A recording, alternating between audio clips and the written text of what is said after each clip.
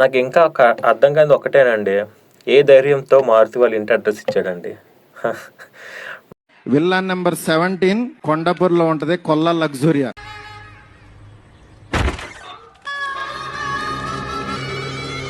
అయ్యా లోపలంతా అంత సవ్యంగానే జరిగింది. హాయ్ గాయస్, ముందుగా అందరికీ సంక్రాంతి శుభాకాంక్షలు.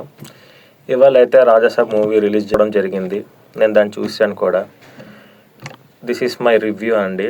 కానీ నేను ఏదో మూవీని డిగ్రేడ్ చేయాలని ఇవన్నీ కాదు, జస్ట్ మై ఒపీనియన్.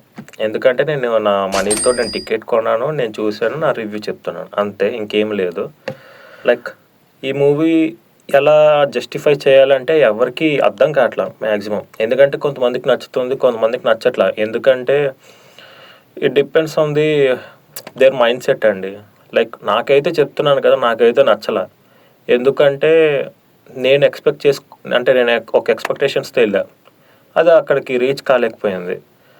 ఫ్యాన్స్ అంటారా, వాళ్ళకి వింటేజ్ ప్రభాస్ రావడము, వాళ్ళ లైక్ ఆ కామెడీ బబ్లీగా జస్ట్ అంటే ఒక ఫైట్స్, సాంగ్, డ్యాన్స్ ఇవన్నీ వాళ్ళు మర్చిపోయారండి. ఎందుకంటే ప్రభాస్ ఫ్యాన్స్ ప్రీవియస్ మూవీస్ చూసుకుంటే సలారు, ఇంకా అన్నీ యాక్షన్ డ్రామా మూవీసే తప్ప ఎక్కడ ఇలా రొమాంటిక్ బబ్లీగా ఎక్కడైతే లేడు.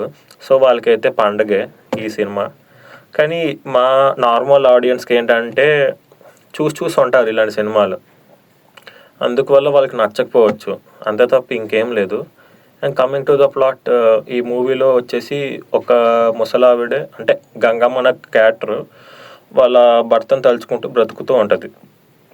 ఇక్కడ ఏంటంటే రాజు అనే మనవడు అలా నాయనమ్మ కోసం వాళ్ళ తాతని తీసుకురావాలని చెప్పేసి అంటే, అండ్ ఇన్స్టెడ్ ఆఫ్ ఈవిడికి ఏంటంటే మతిమరుపు కూడా ఉంది.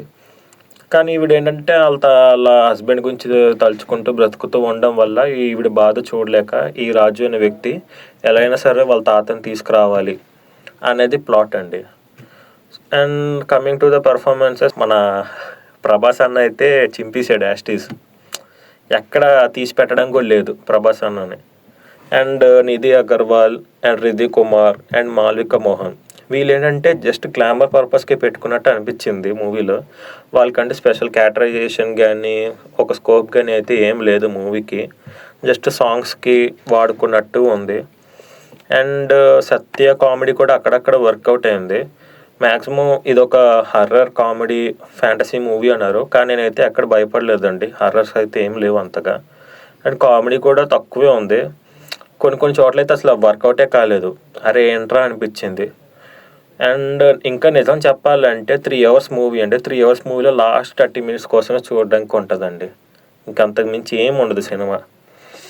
అందరూ డెడ్ అయిపోతారు అప్పటికే, నీరసంతో ఉంటారు. లాస్ట్ 30 minutes వచ్చేసరికి అప్పుడు లెగుస్తుంది సినిమా, అప్పటి వరకు అయితే ఏం ఉండదండి.